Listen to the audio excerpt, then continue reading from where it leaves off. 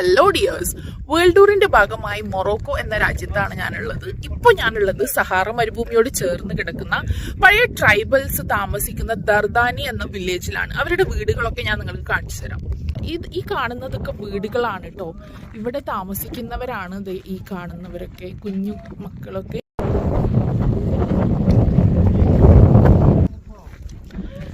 ഈ കാണുന്ന കുഞ്ഞു മക്കളൊക്കെ താമസിക്കുന്ന വീടാണ് ഈ കാണുന്ന കുഞ്ഞു കുഞ്ഞു കൂടാരങ്ങൾ.